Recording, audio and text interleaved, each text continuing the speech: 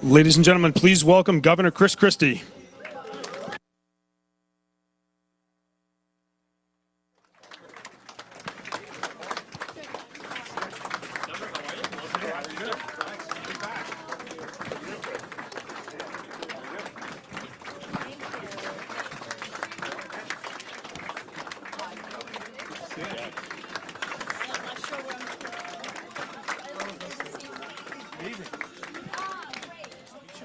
Good to meet you, sir. All right, everybody, please sit down. Thank you for coming. Excellent snow in Rochester. That's good. I'm glad to see it. Thank you all for being here tonight. Really appreciate you taking the time to come out. We got 14 days. So 14 days now from tonight till the primary, and I will tell you that I have noticed significantly over the last week in being here, everybody raising their level of seriousness. And I don't mean us. I don't mean the candidates. I mean you. I could tell as people come to town halls now, they are in the process of making a decision. If they haven't decided already, they know it's time to decide. And they know how important it is. And, you know, I hate when politicians say, this is the most important election of our lifetime, because they always say it and it never is. And the reason I know it never is because we'll have another one. We'll have another one in 4 years, another one 4 years after that. And it's not the most important election of our lifetime. But what it is an important moment in the history of our country in terms of what kind of country we want to be. You know, when I decided to get into this race back in June, I got in because I was so worried that no one was going to tell the truth. That our party had been cowed into a place where people were just going to repeat the lines that were given to them over and over and over again, and they weren't going to tell all of you what you needed to hear. They were going to try to figure out what you wanted to hear or what you were willing to hear and just give you that much and keep the rest of it for the back rooms where they all, by the way, say it to each other. But they want to continue to try to fool you. And I just said, I'm not going to stand by and allow this to happen, because you deserve to hear the truth. You're entitled to hear the truth. And we should be treating you like the adults that you are, to hear everything and make your own judgments. Doesn't mean you're always going to agree with whatever I say or someone else in this race says. But what it does mean is that at least you can make those decisions based upon knowing everything you need to know. And it's an important election because it's about the soul of our party and the soul of our country. You will talk about a lot of issues tonight. And one of the great things that I love about doing these town halls is that I know you will bring up a lot of really important issues. And I'm anxious for that. But I will tell you what I think the single most important issue is in this race, if you're worried about the soul of our party and the soul of our country, and it's character. You know, like you see it today as we were riding up here from Manchester, I was watching on my phone the White House today, like tying themselves in knots, trying to explain how the Secretary of Defense went to the hospital, had prostate surgery, went under anesthesia, passed the power of the Secretary of Defense over to the Deputy Secretary of Defense, then got a urinary tract infection, which often happens after prostate surgery, went back in the hospital, and the entire time the President of the United States didn't know. Nobody told him. I mean, how the hell does that happen? Right? I mean, yeah, so top secret, you can't even tell the commander-in-chief. Point is that, like, what's the character of the Secretary of Defense when he doesn't pick up the phone himself and call the president, the man who gave him the job, and say to him, by the way, Mr. President, bad news. I have prostate cancer. I need to go in for surgery. Here's how I propose to handle it. Is that okay with you? I mean, that seems to be pretty basic, right? You would do that with your own boss at your own job, and you don't have the largest military in the history of the world under your control. But you'd call your boss and tell your boss what's going on. Character. And it applies to our party too. You know, it was stunning to me when I saw Donald Trump's social media post on Christmas, where he said in that post, to all the people who don't agree with me, rotten hell, Merry Christmas. He's right after that, he said, and by the way, Merry Christmas. Because those always go together, right? The combination of rotten hell and Merry Christmas often go together. Like his Thanksgiving post when he posted at 2:03 in the morning, here's what I'm thankful for, all the people that I hate. And then he listed all the people at that moment that he hated at 2:03 in the morning on social media. If Mary Pat woke up at 2:03 in the morning, because Mary Pat's here and she sleeps through anything. I want to tell you, after being with her for 40 years, I can tell you she sleeps through anything. If she woke up for some reason at 2 o'clock in the morning and just saw me on my phone, she'd throw something at me. If she saw me on my phone sending out a social media post, I'd get in even more trouble. And then if she read the social media post and it said, I'm thankful for all the people that I hate, she would look and say, like, who am I married to? It's head shaking. But that's who wants to go back to the Oval Office. He went to court today, which is the place he spends more time in than actually Iowa or New Hampshire. And afterwards, his argument is that a president is immune from the law. His lawyer in court today said that the president couldn't be prosecuted for sending SEAL Team 6 to assassinate a political adversary of his inside the country unless he were first impeached and convicted by the House and the Senate. But if they didn't do it, then he could not be criminally prosecuted for sending the American military to kill a political opponent of his. And Trump, after the hearing, said he agreed with that. Makes you feel all warm and fuzzy about the possibility of him becoming president again, doesn't it? That he thinks he could do that, not only thinks he could do it, but that he could get away with it and not be subject to crime. I mean, look, who do we want to be?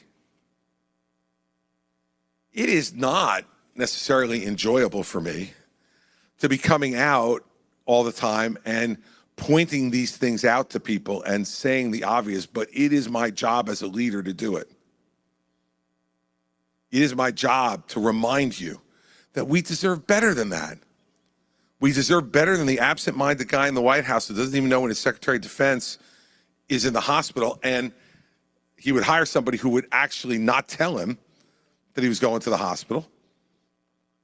And we deserve better than a guy who only wants to talk to us about what he can get away with, who he hates, who should rot in hell.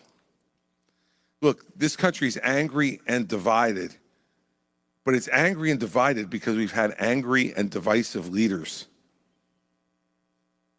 I saw some polling today that said that Americans have never been less optimistic about the future of the country in the history of polling. Why do you think that is? It's because we've had leaders who are not optimistic about America's future. Because we've had leaders who want to be angry and divided. Because we've had leaders who make us feel like that's the right way to go. It's not. And we look at what's happening at the border and the unbelievable number of people trying to rush over that border. And it should tell us two things. One, about how incompetent our government is, and that is that they can't stop it. They can't control it in any way. And by the way, that was a failure of the Trump administration just as much as the Biden administration. You'd be interested to know that it's only in the month of December of this year that more people have crossed the border in any month in the Biden administration than did in the Trump administration. The average has been the same in both administrations. They both have failed. But the other thing it should tell you should give us some reason for optimism. People still want to come here. People are walking hundreds, if not thousands of miles from Central America through Mexico to get here. And we forget that. We forget how lucky we are, how fortunate we are, and what we contribute to making this the greatest country the world's ever known, and still the greatest beacon of hope for people around the world, for what their lives could be if they had our freedom, our liberty, our wealth, our education. And yet, all we have are political people who continue to tell us how bad everything is and how angry we should be. Because when we get angry, they think we'll react to and relate to the most angry voice in the room, which is Donald Trump. Look, the biggest difference between the 2016 race that I was in up here and the 2024 race that I'm in now is that in 2016, Donald Trump said, "I am your voice." And a lot of people thought he was. A lot of people voted for him for that reason. In 2024, he says, "I am your retribution." I could tell you this, I don't want him to be my retribution. Because one, I don't know what the hell he would do in my name, but I'm pretty sure I wouldn't be in favor of it. And secondly, he isn't your retribution or mine. He's his own. And he wants to be president again so he can make sure he pardons himself. Now, this makes him no different than Nikki Haley, who has now said she'll pardon him too. Not a stitch of evidence has been presented to a jury. No judge has ruled on whether the evidence is fair or not. No jury has heard that evidence and made a decision of whether he's guilty or not. They haven't heard one person get on the stand and talk about what happened on January 6th and what Donald Trump was doing or not doing that day. Yet Nikki Haley's decided he's worthy of a pardon. This is the kind of pandering that you should not be willing to put up with. She's just out there saying it because she thinks that it'll make some voters who like Trump in some way more comfortable with her. That's not what we're looking for. That's not what we should stand up for, and we deserve much better than that. You know, when Nikki was up here trying to explain how the Civil War started, people say to me, "Well, it's not really fair, Chris, because, you're not saying she's a racist, are you?" I said, "Absolutely not. She's not. I've known her for 13 years. There's not a racist bone in Nikki Haley's body." So some people say, "Well, are you criticizing her because you say she's stupid and she doesn't know how the Civil War started?" Absolutely not. In fact, I was the person on stage in the fourth debate who stood up there and defended her when Vivek Ramaswamy tried to say she had less brains than his 3-year-old son. I stood up there and said, "That's wrong." And I've known her. We disagree on some stuff, but she is a smart, competent, qualified woman. So if she's not a racist, and she's not stupid, and she's not, then why the heck wouldn't she say that slavery is what caused the Civil War? Because she has heard in the past that some people where she comes from in South Carolina are still fighting the war. She said the Civil War is about change versus tradition. What was that tradition exactly? Enslaving Africans who come to the United States in forced labor for generations? Now, it's right versus wrong. And she's so trained to say the least offensive thing to any one group that she just abandons the truth. Look, if she'll do it about that, like, what's next? What's next? I don't know, because I wouldn't have picked that one up. I wouldn't have guessed that one's coming, that we're going to have a debate about the Civil War. I thought that was settled. But apparently we're still, having some arguments about that one. You deserve better. You deserve a lot better than that. And so, look, in the end, there's a lot of important issues to discuss tonight, and I'm happy to discuss them. And unlike other town halls that you may have been to, get ready, because when you ask the question, I'm going to actually answer it. And I'm not going to answer it with a slogan or anything. I'm just going to really listen to your question. I'm going to answer it. And you may like the answer or not like the answer. I don't know. We'll see. But I'll usually be able to tell by the way you look. Just be ready as you start to get it. And you'll be able to tell by looking at Mary Pat whether she likes my answer or not, too. She's very expressive as well. So usually I could tell. But you're going to get an answer. And boy, I think that's what we deserve, isn't it? The stakes are high. And it's not the most important election in the history of the country, but it's important. And who the next president is going to be really important. And the last thing I'll say before taking your questions is, it's up to you. It's up to you. New Hampshire has such an important role all the time. And it's just as important, if not more important this time, especially when a former president is up here for the third time. Are you going to give it to him again? Because I will guarantee you this. He wins New Hampshire, he's going to be the nominee.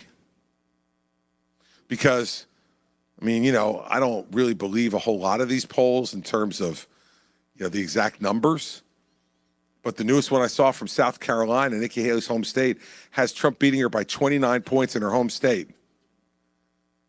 So it's not like she's going to come out of here and go down there and do really well. Now, it's no shock because her lieutenant governor, who's now the governor of the state, I want you to think about that again. The man who was her lieutenant governor is endorsing Donald Trump. Lindsey Graham, who's the senior senator from her state, endorsed Donald Trump. Tim Scott, who was wandering around here for a while as a candidate for president, who she appointed to the United States Senate. She appointed him. Remember that. She appointed him. He's not endorsing her either. It's interesting. I can tell you this much. We wouldn't have that trouble in New Jersey. There'd be a lot of enthusiastic support in New Jersey for a former two-term governor. So if he wins here, don't expect South Carolina to save us. It's not going to happen. And so you all are the ones who are going to make the call here. Iowa has supported him before, and he won up here in New Hampshire in 2016. I remember. Are you really going to do that again? I'm here because I hope you don't. I hope you care about the soul of this country enough to say we deserve better, much better than what we're getting. And like I said, you won't always agree with me, but you'll always know exactly what I think, and I'll always tell you the truth. And when I make mistakes, I'll tell you I made them. And I'll ask for your forgiveness because I'm human, and I make mistakes just like you do every day. And if you're here looking for the perfect candidate, I can invite you to leave now because I ain't it. But that's not what we should be looking for because you're the only person you agree with 100% of the time. And maybe. So I want to go to questions. Now, we have some cameras here tonight, so they're going to want to hear you. And even though we're in rather small quarters here, we've got a microphone that'll come around so that they can make sure they pick up. Because if you ask me some really good question that they want to put on the news tonight, you don't want to miss your chance to be famous. So there'll be a microphone going around, and all I want you to do is ask me what you want to know. Ask me what you're concerned about. and I'll be happy to answer it for you. So I thank you for taking the time to come out tonight, and we will start off right there with that gentleman. Thank you. I just wanted to say welcome to New Hampshire, and it's great to have an articulate candidate speaking to the group. Thank you. I appreciate that. Here's a microphone for you. Okay. Back in 2000. If you want to repeat the thing about how articulate I am. I will do that at the end of the question. Excellent. So, back in 2019, then President Trump authorized the transfer and sale of nuclear technology to Saudi Arabia. Keep in mind, 15 of the 19 perpetrators of 9/11 were Saudi. Yep. What are your thoughts? A two-part question. What are your thoughts on this transfer of nuclear technology? I won't call Saudi Arabia a rogue nation, but certainly not a nation that I think espouses the values that we have in our country. And the second part, do you think there's any correlation between the $2 billion transfer to America's self-anointed crown prince and the transfer of that technology? You would not be talking about Jared Kushner, would you? We'll keep his name out of it. Well, that hasn't worked too well for me over time, keeping the Kushner name out of it. All right, so let's start with the first part. This is the problem that you're confronted with when you don't deal with Iran. Right? So the Saudi argument to us is, you got to help us with some of this because Iran is developing a nuclear weapon and they hate us, meaning the Saudis, in addition to the U.S. And so you got to help us begin to develop that in case they get it so that we won't be too far behind. That's the argument. And the reason why that argument is such a bad argument is we should be against anyone else getting nuclear weapons. We got enough of a problem right now. We got that lunatic in North Korea, Kim Jong-un, who's got nuclear capability now and regularly threatening the United States and the West Coast of the United States as he develops greater missile technology. You know, we can't continue to allow this nuclear genie to get further and further out of the bottle. And that's what he did in 2019. And he did it because he was failing with his efforts in Iran. If the Saudis thought he was succeeding in containing Iran and making sure Iran knew that the United States would do anything they needed to prevent them from getting a nuclear weapon, the Saudis would be much less concerned about this. And some people bring up the Israelis, but the Israelis have had nuclear technology for some time, and the Saudis haven't been demanding anything in return because the Saudis know that the Israelis are not going to use that in an aggressive way against the Saudis. They're just not. Israel, as we see currently, is worrying about surviving every day. They're not looking to conquer anybody else. They're looking to survive. So I think it was a bad decision. And I think it's just typical of Donald Trump's very transactional philosophy. Oh, I don't like that friend, so the enemy of my enemy is my friend. Not always. Sometimes they're just not a friend. And so I think on that front, I think it was a flawed decision. And I think what we should be spending much more of our time focused on is isolating Iran and saying to the Saudis, work with us to isolate Iran by supporting Israel. Because if the land where Islam was born signs a peace agreement with Israel, Iran's argument becomes much, much less potent in the Middle East. Right? Jordan has done it. Egypt has done it. The UAE has done it. Morocco has done it. We need to continue to add to that list so Iran is isolated. And then we go to Iran and say, stop the nuclear technology or we're going to take it out. This is about limiting nuclear technology, not expanding it so more people have it. And the point you made about 9/11 is very important because I wouldn't call the Saudi government a rogue government. I agree with you on that. But they have terrorist elements, radical Islamic terrorist elements inside their country that they're fighting against all the time. And sometimes they appease them to keep them at bay because they don't want, the tiger to eat them, right? So we know that there was a lot of financing for al-Qaeda in Saudi Arabia that helped Osama bin Laden and the others to plan and execute the attacks on our country on 9/11. if they get that technology with our help, how do we know they won't give it to a terrorist organization? And that's got to be a large concern that gets added to the Iranian concern as well. That's for the last part. Look, can you imagine that Donald Trump's first foreign visit as president was to Saudi Arabia? I could tell you that's groundbreaking. Groundbreaking. Not to Great Britain, not to France, not to Mexico or Canada, not to any of our allies, but to a country that is not an ally of ours. They may not be an enemy, but they're not an ally either. Who arranged for that first trip to Saudi Arabia? I can tell you, because I was there. Not in Saudi Arabia, but around at the time. It was Jared Kushner. And Jared Kushner, for those of you who don't recall, is married to Ivanka Trump.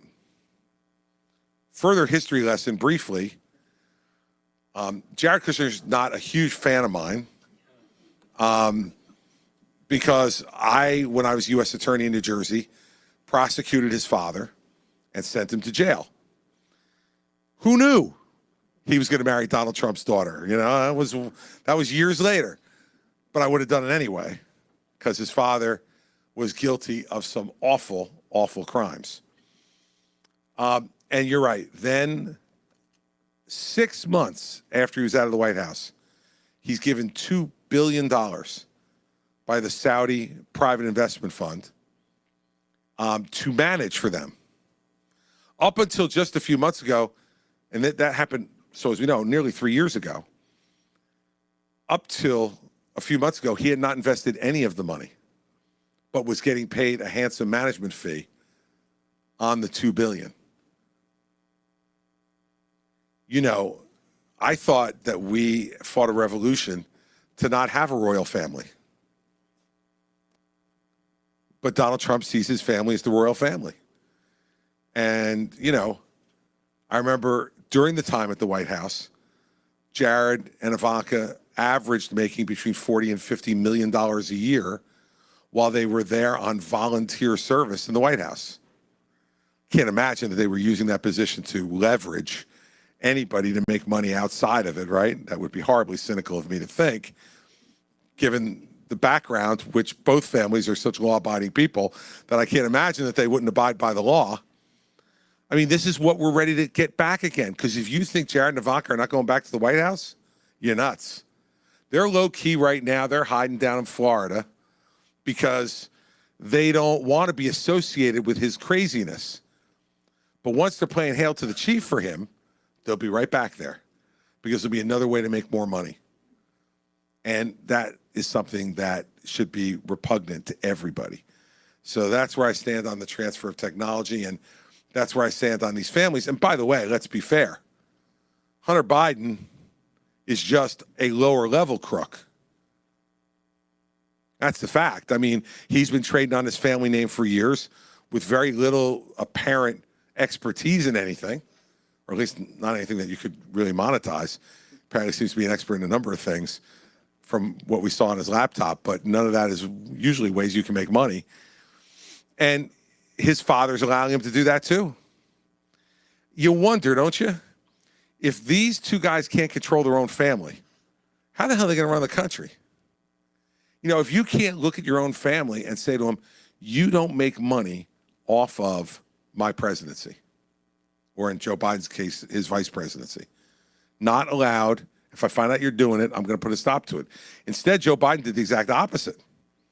He was on the phone with his clients, making them feel good about old Hunter. And by the way, that's not to mention also his brother Jim, who's a lobbyist, and his sister Valerie, who's a lobbyist. So we have the two frontrunners in this race who not only are a combined 160 years old, let's not forget that for a second. You know, my kids tell me that when I raised this, and my children, I'm sure, are watching on the live stream, so I'm going to get yelled at again. But they say when I raise this, it makes me an ageist. Now, I had to look that up to find out what it was. It's bad. But I'm like, once I knew what it was, I'm like, yes, I plead guilty. I don't think that an 82-year-old person should be president of the United States. I just think It's too old. There are other things that 82-year-old people can do just fine.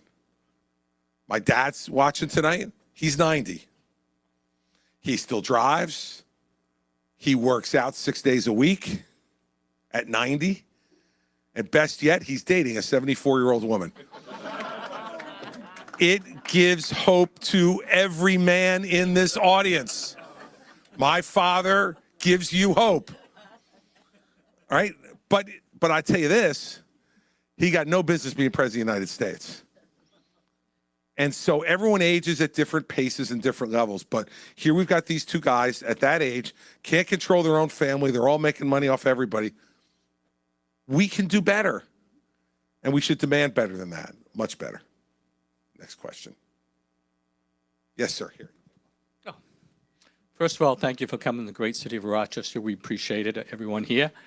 And secondly, we all know that Social Security program is broke or pretty close to being broken, and rumors out there in 2034 we're going to be just about dry. What is your plan to make it vibrant and solid again? Really important question, and this is one where I'll give Nikki credit, because Nikki and I are the only two people talking about this issue. If you remember the debate 2 debates ago, DeSantis, Tim Scott, and Ramaswamy all said, it'll fix itself, don't worry. That means that they know that fixing it is going to cause some pain, and they don't want to say that, and so they're unwilling to say it. I'm willing to say it because it's the truth. In 10 years, you are right. In 10 years, it will be broke, and it will, by law, require a 24% reduction in everyone's monthly Social Security benefit. So think about that if you're on Social Security and rely upon it to help to support you. If the check that got wired to you next month was 24% less than what it was the month before. For lots of Americans, this would be a disaster. And have them having to choose between food and shelter, heat. I mean, awful choices. So we can't let that happen. So what do we have to do? There are only 3 elements to the Social Security program. It's really a pretty easy program. It's when do you become eligible? When? Second, is everybody eligible? And third, how much tax is put into it? When Social Security started, you had 14 workers for every recipient. Now you have 2. So that's the first thing that's a problem. So what do we do about it? First off, I would raise the retirement age. But I would raise the retirement age not for people in their 50s or 60s, but for people in their 30s and 40s who will have plenty of time to adjust to this new retirement age. You can't do it to people who only have 5 or 10 years till they retire. They will not have enough time to prepare for that, to save more money and put it aside so they can support themselves. But look, Mary Pat and I, our oldest child is 30. We have a 30-year-old son. If we raise the retirement age 3 or 4 years, and he's got 40 years to get ready for that, and he doesn't, we got bigger problems than the Social Security retirement age with our 30-year-old son. We'll give people plenty of notice to get ready, but we got to raise the retirement age. And if we do, why do we do it? It reflects reality. When Social Security started, the average life expectancy of a man in the United States was 63 years old. And when it started, you could start collecting Social Security at 62. Great deal for the government, right? Pay all this money in while you're working, and the average person would collect it for a year and then die. And so that's why the trust fund used to be so flush. It was about the number of workers paying in and the fact that very few people were taking it out for a long period of time. Now, the average man in this country lives to 83, not 63. So if you have people who are retiring at 65, 66, 67, they're now collecting this on average for 18 years. And it's just, the money is not there to do that. Second, I would change eligibility for Social Security and not make everybody eligible. I would do a means test on Social Security. This country has provided all of us with a lot of great opportunities. And for those of us who have been fortunate enough to make the most of those opportunities, be able to save a lot for our retirement, we shouldn't get Social Security. Social Security was a safety net program. That's why it was set up. It was set up after the Depression by FDR because everyone relied upon private pensions back then from the company they worked for. And when all those companies went out of business in the Great Depression, people were left to age in poverty. And Roosevelt, I think, rightly said, we can't allow that. There should be a safety net underneath it so that people can have at least enough to live on. That's what it was intended for. I got to tell you the truth. Warren Buffett doesn't need Social Security. Mark Zuckerberg doesn't need Social Security, right? Elon Musk, no Social Security for you. Yes, I've heard from people in town hall meetings, I paid into it, I want my money back. Well, look, there are lots of programs that we pay for with our taxes every day that we never get a benefit from. The example I use all the time, Mary Pat and I have been fortunate, we've never had to be on food stamps. But we pay for food stamps in our taxes every year. It's good to know that in this country, we want to try to make sure as best we can that people don't go to bed hungry at night in this country, and that food stamps are there to help mothers, fathers, children to be able to support themselves. That's the way we need to, I think, look at Social Security going forward, that it is there for those people who need it the most, and we are helping to pay for that. And I'm not talking about, people have $500,000 and most of it's tied up in their house. I'm talking about people who've been able to save millions of dollars for their retirement. If you've been able to save millions of dollars for your retirement, God bless, that's great. Great job on your part. Your life is going to be really good. But you got to wonder, do you need Social Security then? And isn't it really there for the people who need it the most? I think if we make those two changes, you can make it solvent for the long term without having to raise taxes again on people. Because people say, well, why not lift the cap on Social Security taxes? The problem is that if you lift the cap, a lot of middle-class families are going to be paying a lot higher taxes. And you just stop them from saving for their own retirement. I'd rather have those people not give the money to the government who stole it from the trust fund and spent it on other stuff, right? Which is why we're in the problem we're in. Let them say now, we're not going to raise the taxes, but the deal is you need to go and save for your own retirement.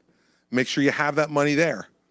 And if you do that, you're not going to have to worry about what happens with Social Security. So that's why I would be opposed to increasing the tax on it, because I think the government has shown themselves not to be responsible stewards of that money that was supposed to be in a trust fund and is no longer there because it's all been given to the general fund. And now it's all just dead anyway. I mean, all it is treasury bills, right? It's not real money anymore in there. We're outspending how much we collect by a lot and just borrowing against it. So that's the way I would handle Social Security.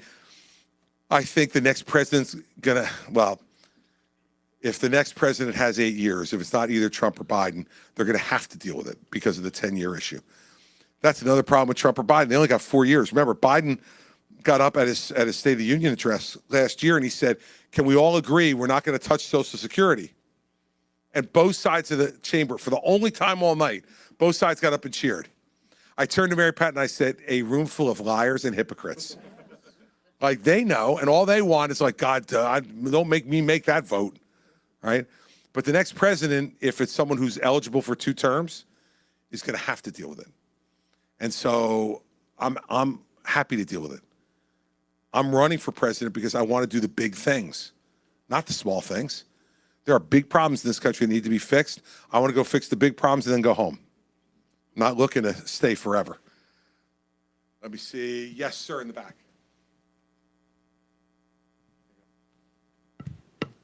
Welcome, Governor Christie. We appreciate it. My question to you, and you had started off this town hall by saying it's time to get serious, and it is time to get serious.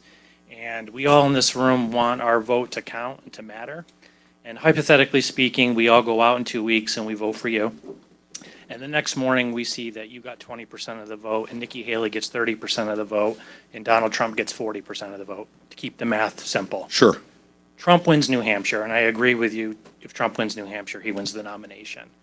What do you say to the voters not supporting Trump around the unification of a vote to ensure that Trump does not win New Hampshire?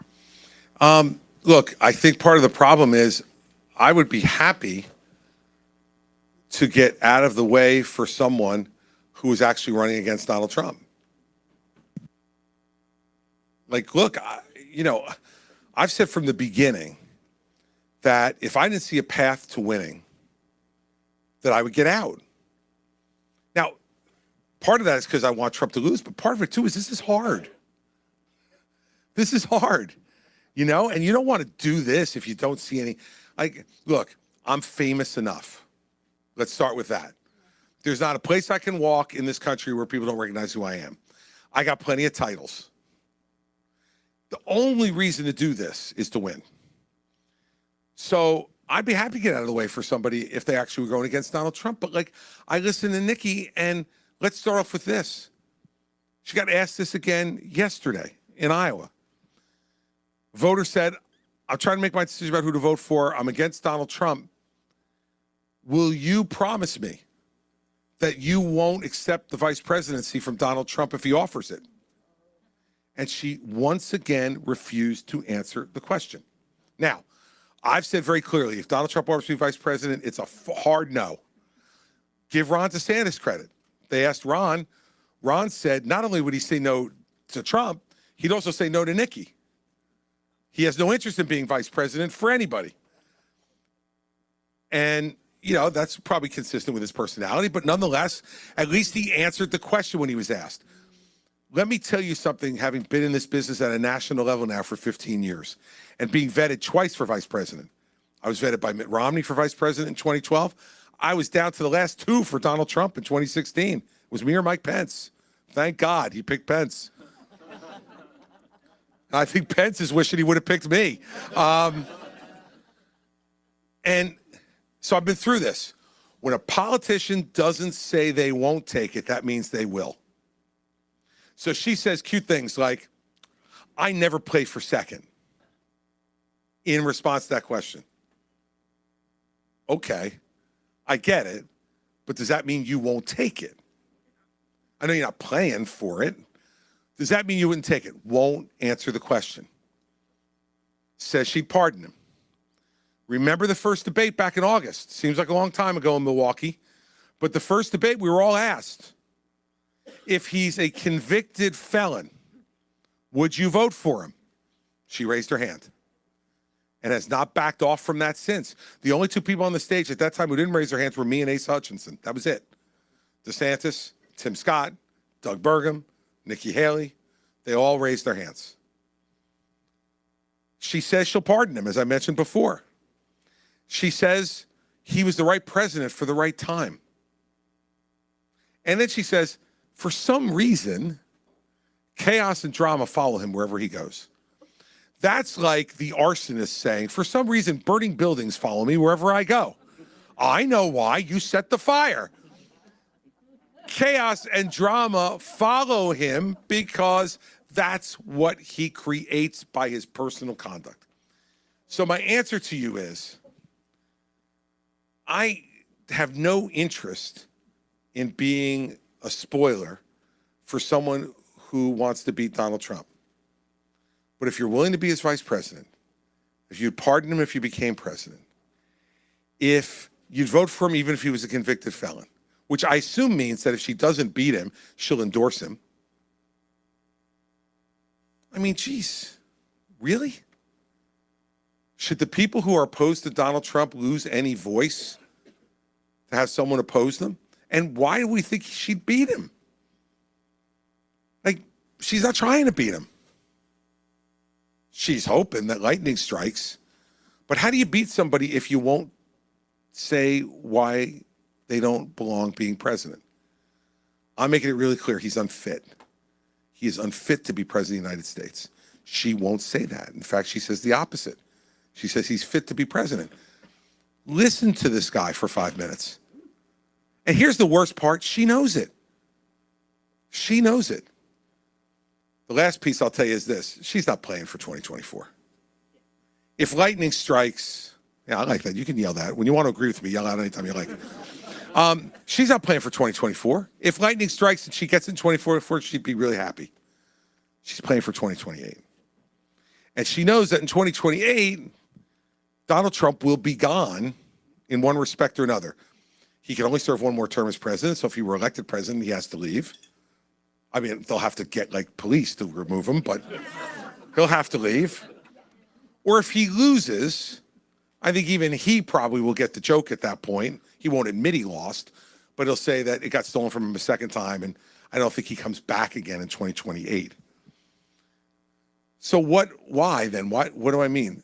She doesn't want to anger people who support Trump and hopes that in 2 or 3 years, when we're back around to this process again, the people who support Trump say, oh, well, she wasn't that bad. I mean, yes, she ran against him, but she didn't say anything bad about him. And she said she would pardon him and she'd support him and she would have been his vice president. Like, I get this, right? Yeah, it does sound like politics, and it's the worst kind of politics. And so, you know, I got into this to defeat him and become president. And if I believe I have a path to doing that, then I'm going to stay in this race no matter what Nikki Haley says. And if I don't, I won't. Right? And I'll make that decision on my own, regardless of her and whatever the poll numbers of the moment are. Because you know, with 2 weeks to go in New Hampshire, anything could change in this race as people start to focus and make their decisions. So it's kind of hard to make those decisions purely based upon poll numbers. So that's where I feel about it. And you know, I just believe that we need to stand for certain things. And if there was someone else, anyone else in this race who'd been willing to take them on, I'd be happy to work with that person to try to get done what you just mentioned. But I'll end with this. Let's say I dropped out of the race right now and I supported Nikki Haley.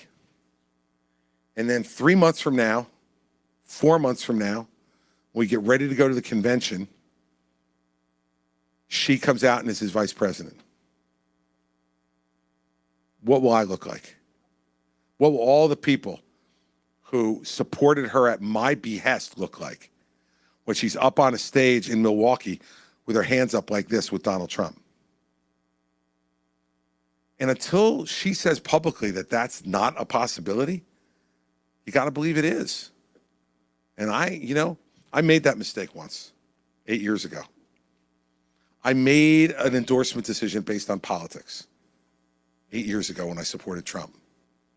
I'm not going to make the same mistake again. Can't do it. But thanks for the question. I appreciate it. Yes, young lady. I'm learning about St. Monica and her hope.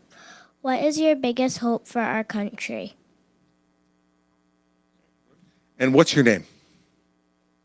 Isabel. How old are you? All right, Isabel. First of all, thank you for coming tonight. I appreciate that.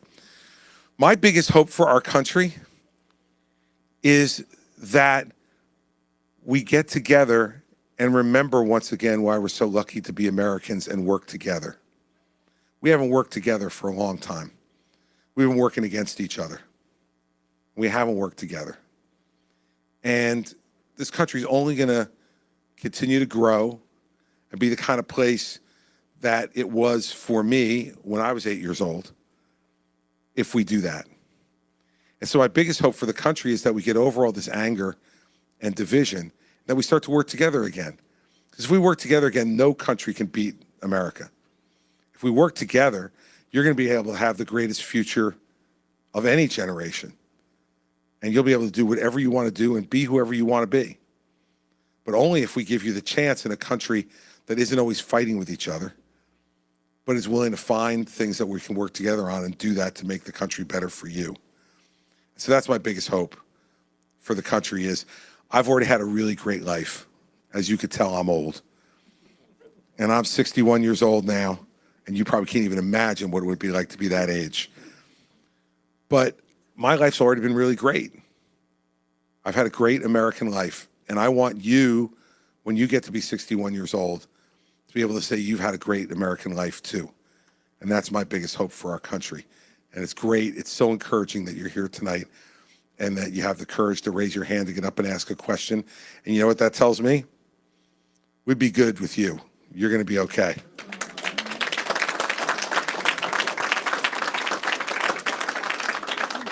Other questions? Yes, ma'am. I can't stand watching the news every night because of this migration of folks coming from South America and Central America. Is there a policy that we can institute in those countries in the below the or close to the equator or below the equator that can cut that down? Yeah, I think there is. I think first we got to take care of business inside our own country, right? Because right now they believe, and we've given them no reason not to, that if they come, they're getting over, right? So if you're in a place like Ecuador and you are feeling like you're politically repressed or you're economically really poor, and you hear about relatives of yours who have come to America and they're living a good life, you're going to be drawn to come, especially if you think if you get there, they're going to let you over the border. So that's why we have to fix ourselves and our own problems first. So here's what I would do. I have 5 things I would do to fix the problem at the border. First, on my first day as president, I would sign an executive order that sent the National Guard to the border. The National Guard is there to protect inside this country. That's why it's called the National Guard, to protect the nation. Send them to the border because right now, our Customs and Border Patrol officers are overwhelmed. Last month, 276,000 attempted illegal crossings. The men and women in that Customs and Border Patrol can't keep up, so they need help. So I'd send National Guard to the border to turn people away who try to come over here illegally. Second, we need to hire 10,000 new Customs and Border Patrol officers because they're overwhelmed. Now, that'll take us a year to recruit them, train them, and deploy them. So that's why you have to keep the National Guard down there probably for at least a year until you get the new people in. But you get those people in to continue to do the job and not be overwhelmed. Third, I would absolutely make sure that we have enough detention beds down there once we apprehend people to detain them. You know right now how many detention beds we have at the border? 38,000. We had 276,000 attempted crossings last month, right? So even if we detain them, we got no place to put them. I would double the number of beds to 80,000. That would probably take 9 months to a year as well. But you need to do that because we need to detain people at the border because, you know, right now the policy is you capture them if they're coming across, if you capture them, and you release them into the country, which gets to point 4. We need to triple the number of immigration judges. Right now, if we capture people, right, and they claim political asylum, then they're entitled to a hearing. You know how long they have to wait for a hearing now? 4 years. 4 years. Well, you can't detain them for 4 years. So what do? We release them into the country and say, hey, come back here in 4 years to El Paso and have a hearing which could result in you being removed. They're not stupid. They're not coming back. And we have this huge continental country and they disappear into it and we can't possibly keep track of all of them, right? So if we triple the number of immigration judges, we can bring that waiting period from 4 years to below a year. And you can detain them for less than a year. Keep them there in the detention beds we talked about. Give them their hearing. If they qualify for political asylum under our laws, you bring them in legally. If they don't, you send them home. Fifth, go ahead. I'll get to that. I said we'll fix home first, and then we'll go over there, but I'll get to it. So fifth, we need to change the immigration laws here because the immigration laws we have now are antiquated, and they encourage people to come illegally because they have to wait so long to get in here legally. So they say, well, the hell with that. Well, I'm not going to wait, and I don't even know if I'm going to get in. We have 6 million vacant jobs in this country right now. 6 million vacant jobs in this economy. What we've done throughout our whole history, as you know, is when we've had vacant jobs that Americans either couldn't do or didn't want to do, we brought in immigrants. And we said, okay, you get a work visa, you come in, you work, and if you want to become a citizen eventually, you pay your taxes, you follow the law, and you learn the language. If you do all those things, then you get in line to become a citizen. But in the meantime, you can stay here and work and pay taxes and do the jobs that Americans aren't doing. We don't do that. We need a merit-based immigration system that says, okay, here where we have the open jobs, the industries that we do, who's got skills to be able to do that? That's the way my great-grandfather got here. My great-grandfather in 1901 came here from Sicily. He's a stonemason. And they were building New York City. And so they said, any Masons who want to come, we'll take you. And so my great-grandfather and great-grandmother got their ticket. The problem was when they got their ticket, my great-grandmother was 9 months pregnant. So my great-grandfather said, I'll go. You have the baby and then meet me. My great-grandmother was a really smart woman. She was like, no shot, buddy. I'm coming with you. And she gave birth to my grandfather on the boat on the way over to the United States. And my grandfather was one who told me these stories. And he said to me, the proudest day of his life is a day that he'll never remember. He was 4 days old when they got to Ellis Island. And when he got there, they made him an American citizen. We can't lose those stories. It's part of what makes us who we are. And so we need to fix those things. We need to get E-Verify so that employers know that they're hiring someone, that they're here legally, they have a work visa to be able to be here. But to do that, we're going to have to give the Democrats something because they don't want merit-based immigration and they don't want E-Verify. So I don't know what it's going to be. Is it going to have to be, path to citizenship for some people? Is it going to have to be for dreamers, some type of accommodation? But that's what we have to do because no one's going to be in complete control. We don't have a dictator. So we need 60 votes in the Senate to get anything. So you have to entice Democrats to do something. That's what I did for 8 years as governor of New Jersey. New Jersey's a Democratic state. We have 1 million more Democrats than Republicans. I had a Democratic legislature every day of my governorship. I had to learn how to coax, punch, coerce, hug, cuddle, whisper, and get a deal made, or else I would wind up doing nothing. We haven't had a president who's known how to do that for over 20 years. George W. Bush was the last one who knew how to do that because he had a Democratic Senate down in Texas and had to make deals. We haven't had a president who's been willing to do that on either side of the aisle since then. I'll get that done. Now, on the other countries, we have enormous trade with all of those countries, and we have to use that as a leverage with them. We have to say, look, we're going to continue to trade with you. We want to continue to trade with you and help your economy, but you've got to exert some control over your population. You can't just say, because you know what they're doing now. Go. Not our problem anymore. It's going to be America's problem. The biggest weapon we have is trade. And we have to use it to convince them. Mexico, most importantly, because remember, Mexico is our single biggest trading partner in the world. And they need us. And we've got to say to the president of Mexico, because the last president was somewhat cooperative. The current one is not cooperative at all. Now, he's leaving next year.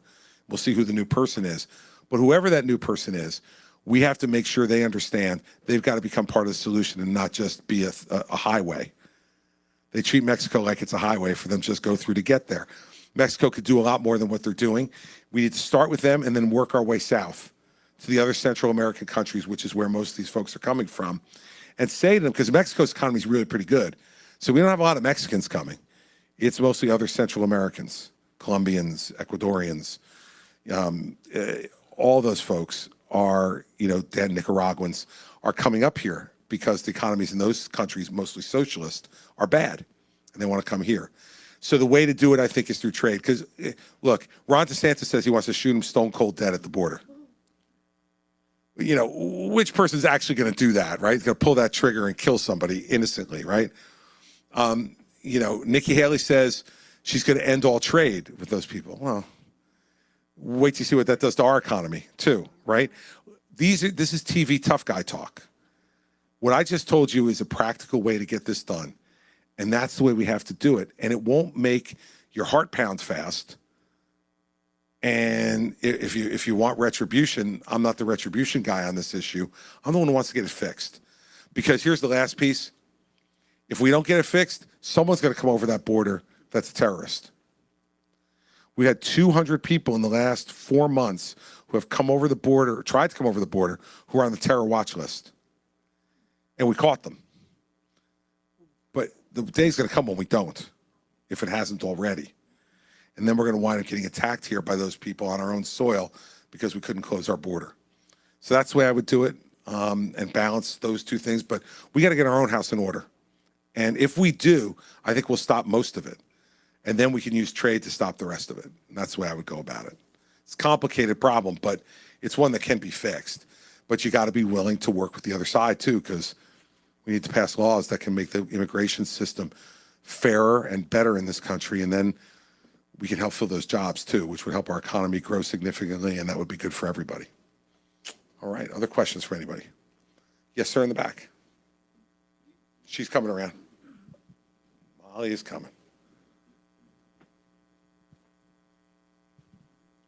Thank you, Governor. I'm a former New Jersey resident myself, and happy to be here in New Hampshire with you. My question is to follow up on the South America issue. At Drew, I studied Latin American international relations. And the Chinese development and investment in these countries. And the question that was asked to Mitt Romney, who was the greatest American international obstacle or opponent, and he gave an answer. I was curious to see who you think is America's greatest country that is a threat to us. And what do you think about Chinese interest in development and investment in third world countries to take over their minerals and resources and to diminish American influence? Yeah, this answer is pretty easy. This is almost as easy as what caused the Civil War. China is our greatest adversary. And the reason China is our greatest adversary is threefold. One, and this is consistent with what Romney said in 12 about Russia, they are a communist dictatorship. And so philosophically, about the way society should be ordered, we completely disagree. Secondly, they are the number 2 economy in the world. And as the number 2 economy in the world, they actually have the resources to be an able adversary. And number 3, they don't want to just compete with us, they want to defeat us. And that's a much different approach. So those 3 reasons are why they're our biggest adversary. The second point on the issue of their economic strength, that's what they've been able to use, as you talked about, both in Africa and in South America, to invest in what they call the Belt and Roadway program, right? To invest, and in return, they get control of a number of elements of those countries' natural resources. And that matters not only because we don't want them in control of it, it limits our access to those things as well, which are integral to the creation of semiconductors, integral to the creation of batteries, integral creation of a lot of things that we want to do in this country. Those minerals are not here. It's one of the few times that this country doesn't have the natural resource advantage. One of our great advantages over the history of our country has been we've been relatively self-contained in terms of natural resources. And now with the way we've developed energy, we're pretty self-contained with that as well. But on some of these other ones, we are not, as you know. And so the Chinese understand that, and that's why they've gone about doing it. They want to control it, and they want to deprive it from us. It's a twofer for them. And so what do we need to do in response to that? I think that this is what all the people in our party say they oppose foreign aid. The Chinese love it. Every time a Republican gets up in Congress and says, oh, this is a wasteful foreign aid, the Chinese are like, amen, baby, keep saying it. And we'll do it. And they can't get any friends naturally. They got to buy all their friends, right? We've been lucky enough that over time, because philosophically we've been in line with most of the rest of the world in terms of the way people want to live, we've been able to have friends without having to buy them. Well, there's some of these folks that have now shown themselves they're for sale. And we got to go in and compete with the Chinese on this stuff. Remember, too, on the first part, on the communist dictator part, you know, this is something Trump just said this a couple days ago. Loves President Xi because he rules 1.4 billion people with an iron fist. That used to be what the American president used to speak against. Now we got an American president who sounds jealous that he can't be a dictator like President Xi. It's breathtaking. And I will tell you, I've spoken to Trump supporters up here in New Hampshire about this. And when you say that to them, like for most of them, not all of them, but for most of them, they kind of get like an ashamed look on their face. And you know what they say to me in return? Well, he doesn't really mean it. Whenever Trump says something that really repels a Trump supporter, they say either one of two things. Either it's not true, because he told me it's not, or he didn't really mean it. He means it. And so we need, as a country, to be standing strong against folks like Xi, Kim Jong-un, the mullahs in Iran. We need to be standing strong against these guys, Putin in Russia, because the rest of the world is watching. And those friendships that we have, they're going to go away. And if they think that we're not going to stand strong against China, they'll say, put a for sale sign up in front of them as well. And if China's willing to pay, they're willing to pay. Now, the last thing to give some hope to this conversation, as my friend over here wants a little hope, we're going to give you some, okay? News statistics just came out in the last 2 weeks. China's GDP for last year is 2/3 of ours. 2/3. They are going like this. Why? Because they had that one-child policy for a long, long time, and their folks are aging, and they don't have a labor force to support it. Secondly, they spent a ton of money not only on the Belt and Roadway program, but inside their own place, building cities, thinking the population was going to expand, and no one's living there. They have entire cities in China, office buildings, apartment buildings that are vacant. No one is living there. They have a huge debt because of that, and they're now struggling with that. And third, they help to create a middle class in China. And when people start to develop middle class, they get middle class values, which means like they want to speak out. They want to pick their own leaders. And the communist dictator is like, no. We're just going to give you some money. Stay cool. We don't need you speaking about us. We're in charge here. So there are moments right now where if you have an aggressive American president who knows how to negotiate, we can leverage them right now because their economic advantage that they had for probably the last 15 years, it turns out quickly they were growing, is now going this way. They need us now more than we need them. And President Xi didn't come to San Francisco a month or so ago because he wanted to see the Golden Gate Bridge, right? He came to San Francisco because American businessmen and women were there, and he wanted to encourage them to invest more in China. Well, we should stop them from doing that unless he's going to start to cooperate with us on the things that we just talked about. So that's the way I would go about it. Yes, ma'am. Does that sweatshirt say Ramapo? Yeah, man. That's some Jersey stuff there. All right, go ahead, Molly. Okay, I'm not very good at this. Oh, So- just relax. It's all good. How can we fix the problem so no other women have to go through what a couple of women have been going through lately, where they've been forced to carry a non-viable pregnancy to term? Is it going to be that just women stop living in those states? Because that's going to be really weird. Yeah. I have a 19-year-old daughter, and I don't want her to ever have to go through that. No, look, I completely agree with you. I agree with you as someone who is personally pro-life. But when I look at what happened in Texas, right, that's not protecting a life. It is contrary to the pro-life philosophy. The pro-life philosophy says we want to protect every life. Well, the doctors made very clear to this woman that her child was either going to be stillborn or was going to die within hours of birth. Yet they wanted to force her to carry that pregnancy for another 20 weeks, which is a horrible thing to know that the life that you feel inside of you is not going to be born and have to do that. So it's wrong. And so my view on that is that if laws are going to be pro-life, they have to be to preserve an actual life. So that's on that piece of it. But secondly, on this issue, this is why every state should be allowed to decide for themselves. Now, I believe the voters should make this decision, not the legislatures.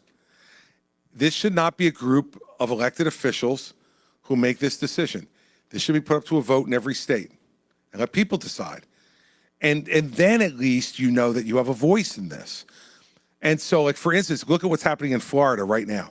So Ron DeSantis signs a 6-week abortion ban when he's getting ready to run for president because he thought, I guess, it was going to make him more likely to become president.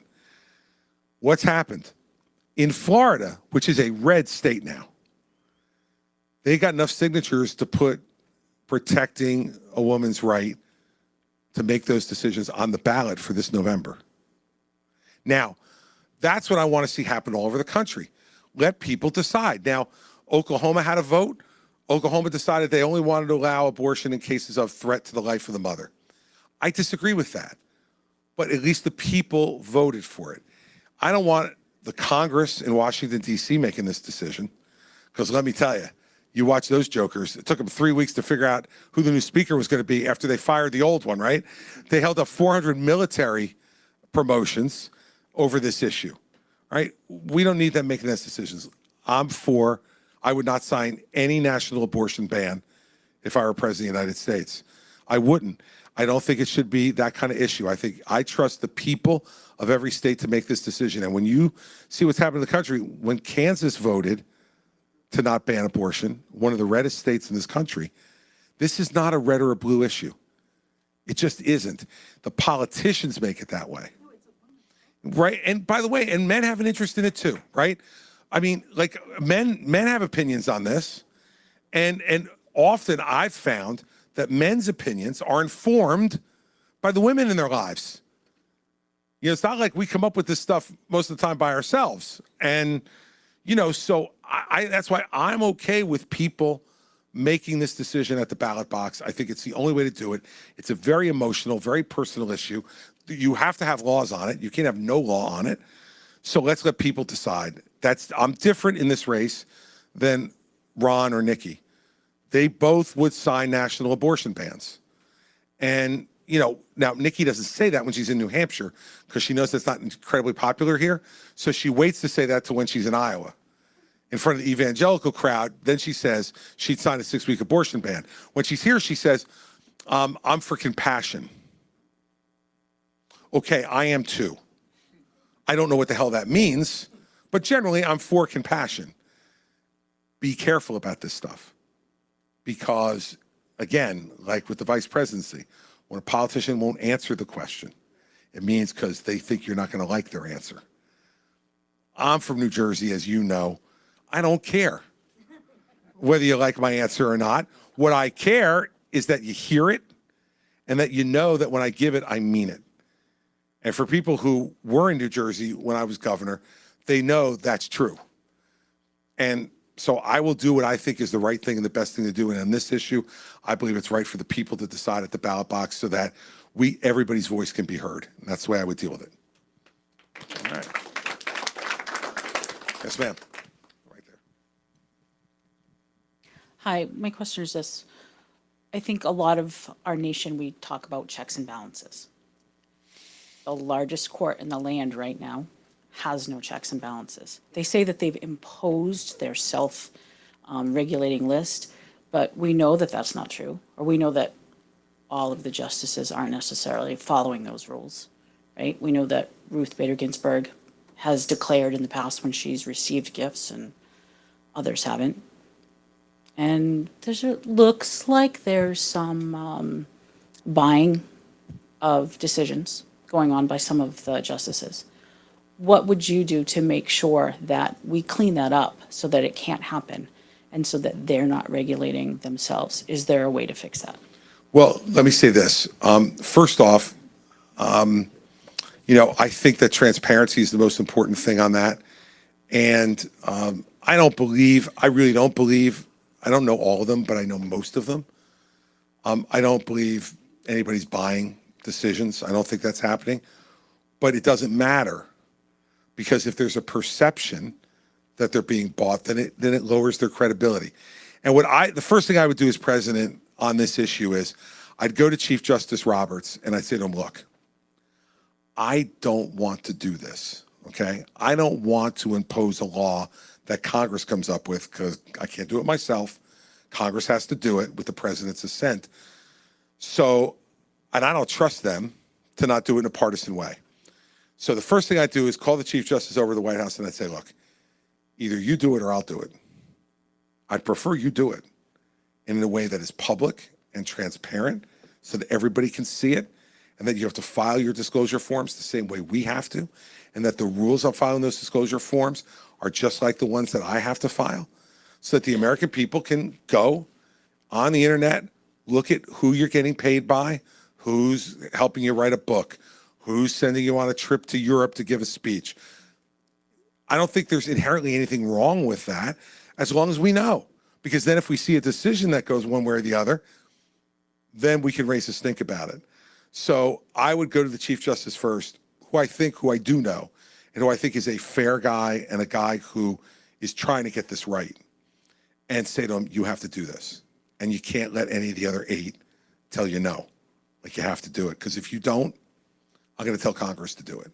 Because either way, you're going to have a public ethics code that you have to comply with and disclose to the public what you're earning outside of your income as a Supreme Court justice. Because the public has a right to believe that they're getting all the information they need to assess whether you're for sale or not. And I don't think we've ever thought the court was for sale before. And the fact that some people think it now hurts our country, because they got a lot of important decisions to make, that we need to count on the fact that they're making it based upon what their best judgment on the law is. There's always going to be disagreements among them, and that's fine. That's part of the check and balance. But if they don't disclose those things, it's a problem. And so that's what I would do. I would try to do it behind the scenes first to get him to do it so that they will all buy in. But I'll tell them, if not, then I'm going to go in my first State of the Union address and advocate for it. So, one way or the other, sir, decide what you want to do. I want to give them the chance to do the right thing. And if they're unwilling to do the right thing, then we'll have to impose the right thing on them, because they're public servants too. They're not a king or a queen any more than the president is, or the Speaker of the House, or the majority leader of the Senate, right? So that's what we need to do, and that's the way I would handle it. And I hope that they would do it themselves. If they don't, then we're going to have to do it for them. But I'll give them a shot to do it themselves first, because I think the public would love to see that gesture by them, to be transparent in that way and not to be looking for loopholes about what not to report. Because then you look like you're on the take and you look like you're for sale, and then it diminishes the credibility of the court in a way that we don't need right now, given some of the things that are coming to this court, have come to it. And now we're going to have this whole constitutional question of Trump on the ballot is coming to them. We may have his presidential immunity claim that may come to them. Like, there's a lot of enormous decisions we need to count on their integrity to make in the right way. So I'm with you on that, and that's the way I would handle it, Vice President. All right. Any more questions? Yes, ma'am.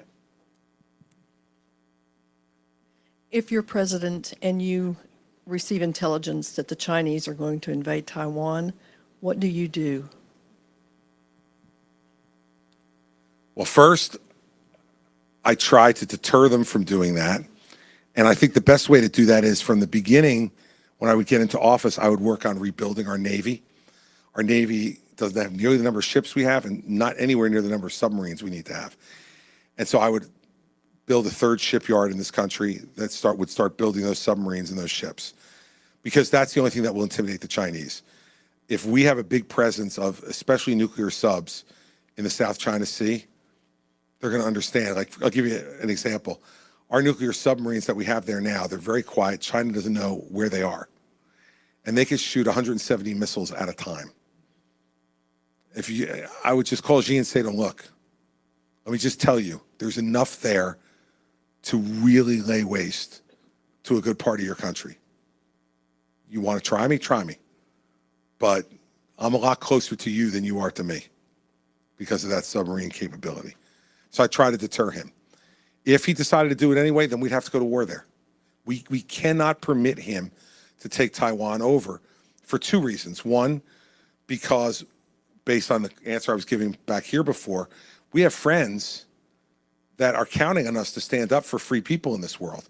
And if we don't, then everyone's going to head for the exits to be friends with America. Second, as a practical matter, 2/3 of the world's semiconductors are manufactured in Taiwan. You can't do anything anymore, anybody, without a semiconductor. You can't start your car without a semiconductor. You can't turn your heat on in your house without a semiconductor. And we all know those phones that we're slaves to are all with semiconductors, right? We do everything from those.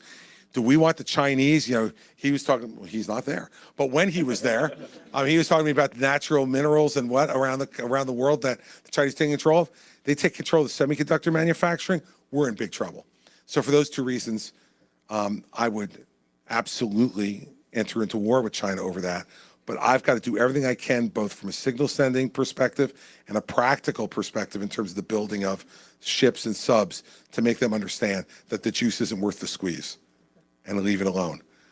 But we've had a decade of weakness from Obama, Trump, and Biden. And that's why Putin's in Ukraine. That's why Hamas attacked Israel. And that's why Xi just said 2 weeks ago, we will reunify Taiwan. They're testing us because they know they've had some weak presidents in there. Look what happened. When Obama was there, they took Crimea away from Ukraine. Trump started to do the right thing in Ukraine, and then he started to trade weapons with Ukraine to get dirt on Joe Biden and got impeached for it. Then you got Biden, when he came into office, said, well, a small incursion probably wouldn't be bad. Well, what he found out was Putin describes small much different than he does. Right now we've got Russia and Ukraine. As soon as they saw that happening, it wasn't going as well as they thought, they had to set up a distraction somewhere else in the world. So Hamas comes in and invades Israel to distract America to the Israeli problem and away from the Ukrainian problem. And by the way, it's working. So if you're the Chinese right now and the only choices are Trump or Biden, you go, now's the time. Now it's time to make a move because neither one of them are going to take us on. Trump because he's a coward, and Biden because I just don't know when he's all there most of the time. I just don't. I mean, and I don't mean that to be flippant, but I mean, just this stuff that's happened in the last 2 days. Like, you don't know your own defense secretary. He's in the hospital getting his prostate removed and is under anesthesia and has transferred power to the deputy. Like, it might be something you might want to know if you were president. And it tells me one of two things. Either he doesn't remember, or they shield him from things because he can't deal with it. Either one. If you're Xi in China, you're like, now's the time for me to move. And by the way, if China were better prepared militarily, I think they would have moved already. But, you know, I talked to the former chairman of the Joint Chiefs of Staff probably 2 months ago, and he said China knows that if they've gotten a war with us right now, they'd lose. But that may not be the case in 2 years or 3 years as they're building their military up.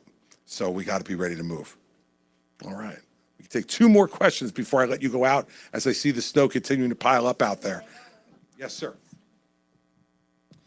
Thank you, Governor Christie. What a pleasure to be here and to listen to your knowledge, your thoughtfulness, and some very key parts of what I'm sure would be your platform. I wonder if you could share with us maybe 4 or 5 just ideas of the principal things that would be on your platform for your first 2 years as a president. Well, you heard a few of them already, right? The border issue would be the first thing that I would work on. Second, the rebuilding of our Navy, incredibly important. Third, let's talk about spending. Social Security, we talked about. So fourth, let's talk about spending. We're $34 trillion in debt. It's incomprehensible that we are at that number. And so we have to work on lowering spending in this country, because not only is it putting our great-grandchildren now in debt, but it causes these interest rates to be as high as they are because we're crowding everybody else out of the credit market. And as a result, the interest rates go up because they could charge more because there's more of a demand for it, right? So on the spending side, I dealt with something akin to this in New Jersey when I came in. When I came in, we had an $11 billion deficit on a $29 billion budget. And I had 5 months to fix it, because you have to have a balanced budget in the state, right? And our fiscal year ends June 30th. I got in January 19th, so I had 5 months. And I did 2 things. The first thing was I wound up impounding $2 billion worth of spending that had already been appropriated, because I said, it's a disaster, the budget's a disaster, and under the Disaster Control Act, I could take this spending back. The analogy to the federal side would be, we need to go back to pre-COVID levels of spending. We're still spending at the same level that we spent during COVID. I mean, COVID's over. I know some people are still getting it, but we don't have the people dying at the rate and being hospitalized at the rate that we did 3 years ago, 2 years ago. That would take $1 trillion off of the annual deficit.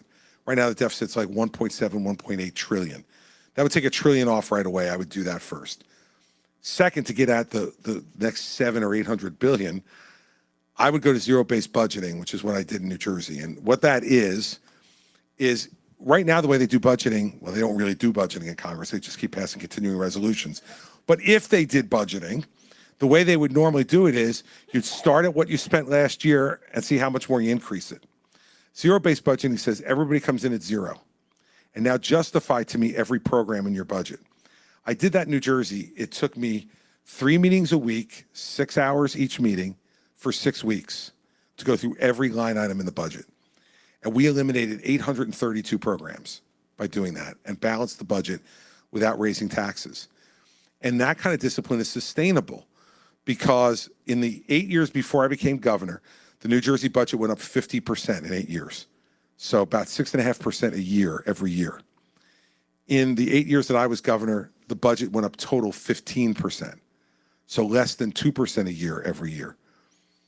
As a result, we never had another deficit problem, and I left my successor with nearly $1 billion surplus when I left. It will take us every bit of 8 years of zero-based budgeting to get this under control. It will not happen in 4 years. It will take 8 because the numbers are just too big. But I think it can be done, and that's what we need to do. So that would be a priority.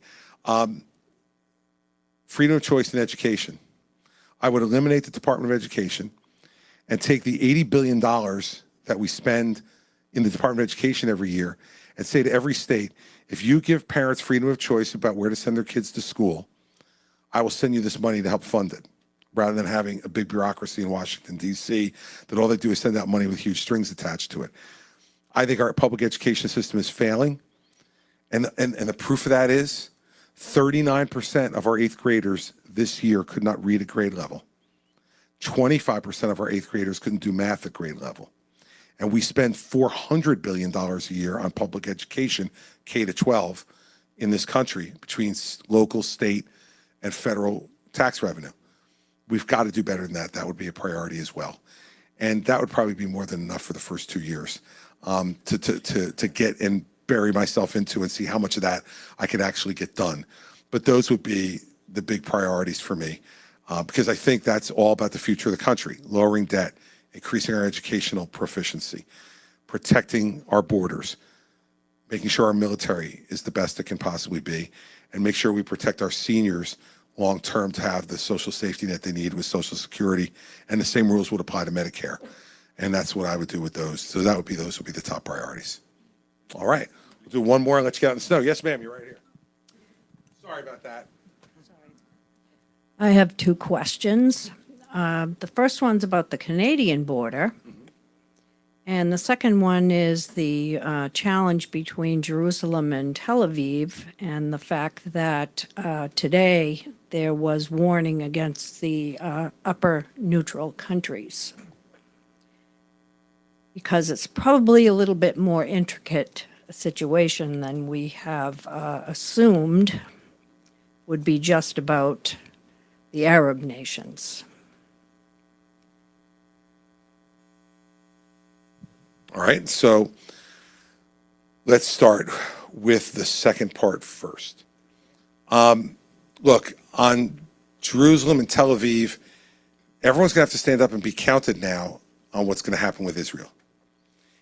There can be no neutral parties on this because the question for our allies are, if we don't stand up for Israel to self-determine, how do we expect Israel to go and help the Palestinians, which needs to be part of the solution as well? That's why I would say to the Saudis, look, make peace with Israel and recognize their right to exist. Then we're going to get a Palestinian state after that. But if you're Israel and you just went through October 7th and Hamas is saying they want more October 7ths going forward, and they don't have the Saudis as an ally of theirs in Israel. The Saudis are still nominally an enemy. How do we fix this problem? And the rest of the countries who all are like yelling for ceasefire in Israel, I've been there. I'm the only candidate who's gone to Israel since the war. And I could tell you from having been there that those people are legitimately frightened for their lives and their existence. And as the only democracy in the Middle East, we better stand firm and we better say to our allies, this is a fight worth having. And by the way, the Israelis don't want anything other than financial or weapons support. They're not looking for American troops or any other troops to come there. They've got a sufficient army to win this thing if they're armed the right way. So, you look at what happened in Bethlehem at Christmas, where folks could not go there and make the pilgrims they normally made because of the war.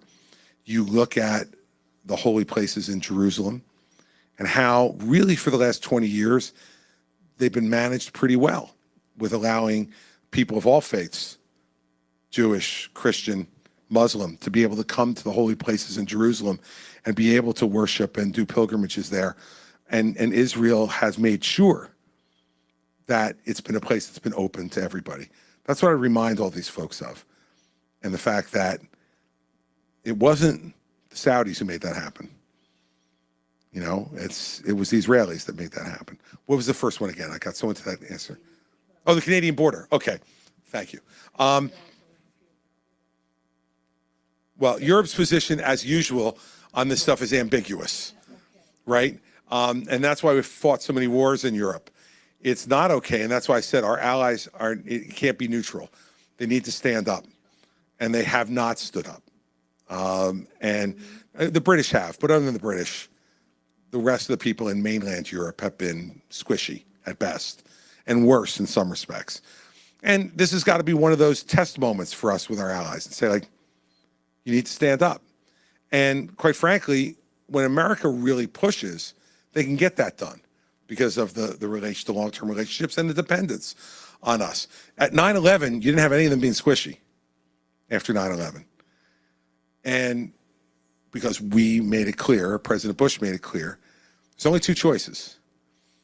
If you're a terrorist or you harbor terrorists or support them, you're just as much of an enemy. Well, everybody came around, so we do that. On the Canadian border, look, we have a great opportunity at the Canadian border to be able to avoid what's happening at the southern border, right? I mean, it is, I'm sure that even those of you here in New Hampshire who are a border state to the Canadian border, you're not waking up every morning worrying about what Trudeau's up to. And are the Canadians coming? We know they're not coming. But what we need to worry about is that we have a situation that's similar to what's happening at the southern border, which is people will begin to use that as an access point to the country, and that will significantly change. Well, and exit too. Now, here's the other part of it, though, is the challenge there and the opportunity are both much larger. The challenge is, you look at the southern border, presumably you could build a wall there. Now, we know that became a bit of a problem with the last ones. You can't build a wall on the northern border, okay? And so the fact of the matter is that we have to use technology and we have to use greater leverage with the Canadians to make sure that we're all in this game together before it gets bad like it's gotten with Mexico. And so that's where, when President Trump mocked Trudeau and, called him an infant and pretty boy and all the rest of this stuff, that's all like fun stuff for Trump, but it pisses Trudeau off and it makes him much less likely to cooperate with us in these things. We got to remember this is still a human business. And you're interacting with other human beings who have feelings and pride and ego and all the rest of it. We're not the only ones who own that. And so my strategy on the northern border would be, first off, my first two calls as president-elect would be to the president of Mexico and the president of Canada. And the reason for that is we live in the greatest neighborhood in the world. And they need to be acknowledged for that. And we don't do that. We take it for granted. We shouldn't take it for granted. And I would want to use that symbolic gesture as an opening to say to, if Trudeau's still the prime minister at that point, to say to him, look, Justin, I understand that you haven't treated with a whole great deal of respect by some of these folks. There's a new sheriff in town, and I want to be friends, and I want us to work together because we have common interest in making sure that our borders are secure and safe and that trade is uninterrupted. between our two countries as a result. And I would do the same thing with Mexico. It'd be a harder deal in Mexico than in Canada, I suspect, but I think you have to focus on that. And, you know, we also need to use our intelligence capabilities to determine what are the most vulnerable areas of the border and be using electronic technology and manpower where we need to try to secure those areas. We can't do the whole border. That's ridiculous. It's just not going to happen. Too big, too vast. But we can use intelligence capabilities that we have both here and in Canada to be able to make that determination. We share intelligence with the Canadians all the time and they with us. We should share that intelligence and then work with them to make sure either they or we are manning certain parts of the border to try to prevent what you're talking about, both in terms of entrance and exit. So that's the way I would deal with it. All right, so now here it is.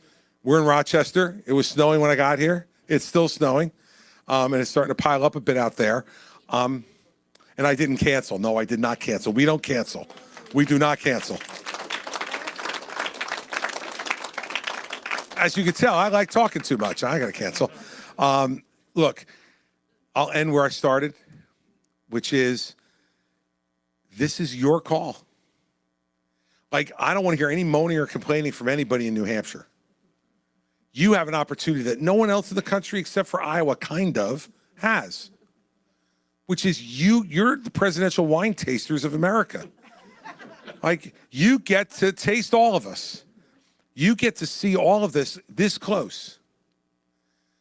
I can guarantee you, once we get past, and South Carolina's not even as up close as all this is. You get past South Carolina, the only people that are gonna see us are people who are watching TV. No one's gonna see us like this. And certainly no one's gonna get to sit here for an hour and a half or 2 hours and ask questions. And so with that absolute privilege comes a responsibility. Don't just do what the media and the pundits are telling you is inevitable. Trump is not inevitable.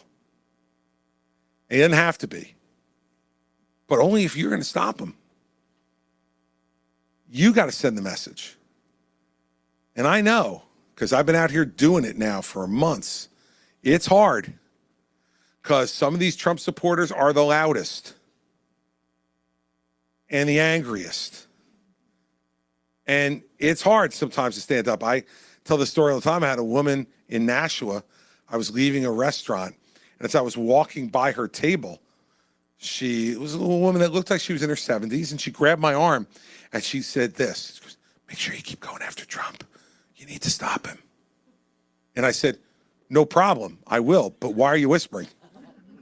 And she said, "Well, because my friends don't like to hear me say stuff like that." Like, it's time to stop the whispering, New Hampshire. Like, 2 weeks from tonight, there can't be whispering. Because if there's whispering, he's going to be the nominee. And then your choice in November is going to be Donald Trump or Joe Biden. This is the greatest country the world's ever known. This is the greatest democracy in the history of the world. That's it? Really? I mean, you know the rest of the world's looking at us going, come on, they can't be serious. They can't possibly be serious. And worse, I think about Isabella. And I want her family to be able to point to the White House again and say, be like that person.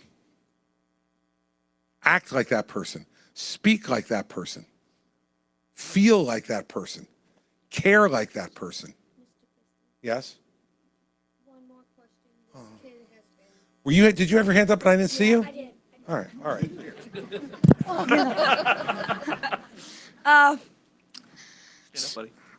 So my name's Charlie. Charlie, how old are you? 9. All right, let's go. My question is about the future of like violence in America if you were to be president, and like what like you would try to do to prevent, like, let's say America being in like a major combat thing in like 8 to 10 years or something like that. Yeah, because 8 to 10 years, it might be you having to go, Charlie. And so like all politics is local, isn't it?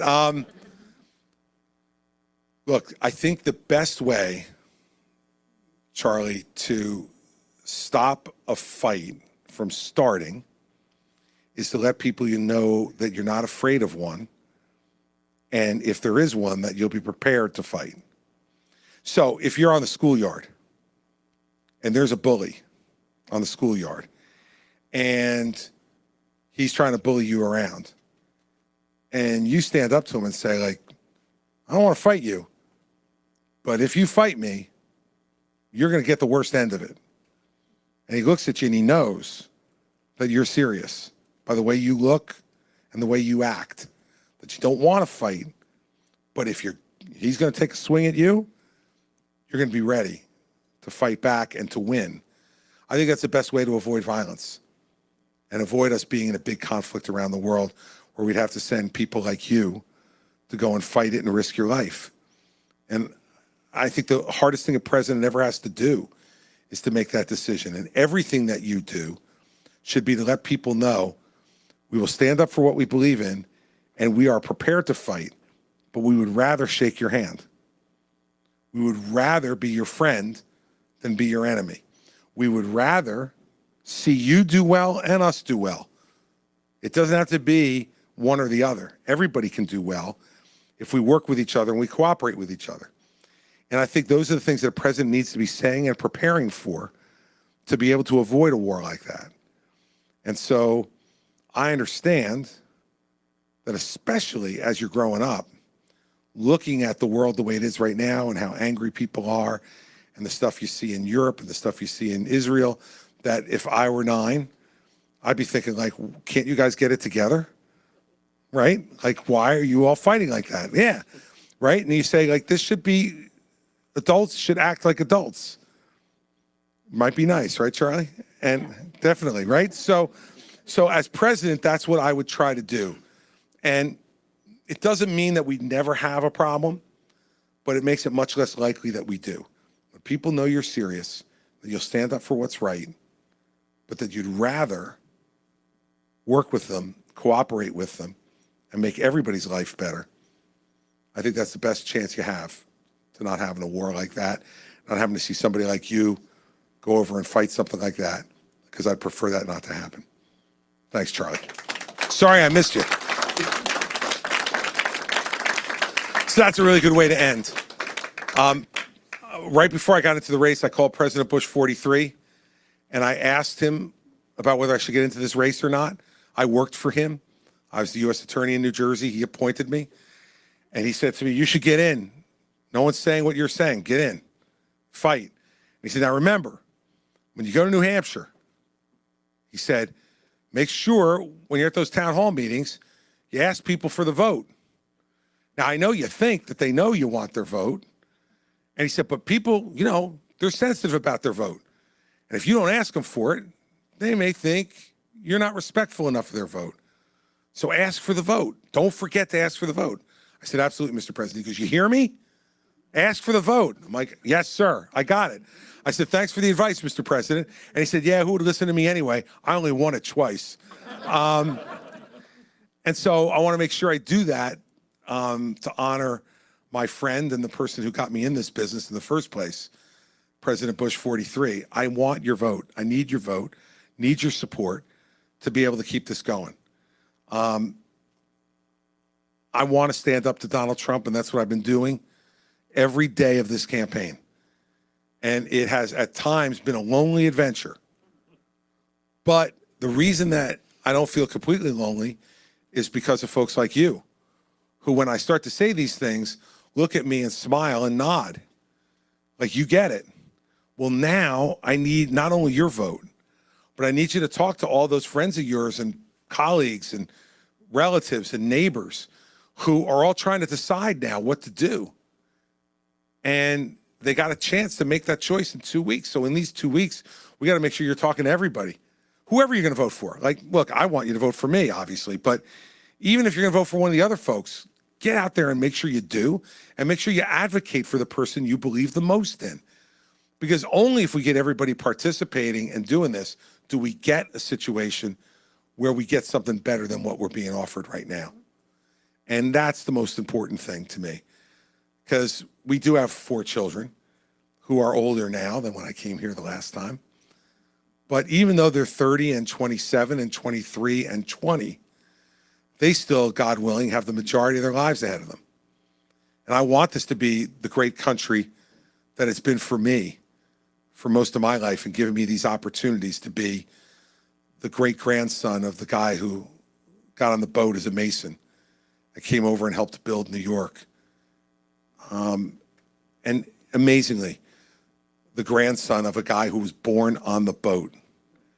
If my grandfather were alive today, he would not believe this, that a guy who was made an American citizen when he was 4 days old came over here at that age with parents who couldn't speak the language, that his grandson is getting a chance to run for president of the United States. That's what this country is all about. That's why she should have hope. That's why he shouldn't be worried, because that's what this country has always provided. Let's not give that up to a royal family. It's not what we wanted 250 years ago when we started. It's sure as heck not what we should settle for now. So as long as I think I got a chance to win this thing, I'm going to fight every day to try to win it. And with your help 2 weeks from tonight, we could shock the world. If we do that, then I'm going to be the next president of the United States. And we're going to do the things in those first 2 years that I talked to you about. And different than other candidates, I love doing town hall meetings. I did 150 of them in my first 4 years as governor. And I'm going to keep doing them when I'm president, because that's the way you find out what people really think, when you give them the opportunity to talk to you up close. And so we'll keep doing that. You give me the honor to be your president, I'll be your president, not anybody else's. And I appreciate you coming tonight very much, and drive home safely.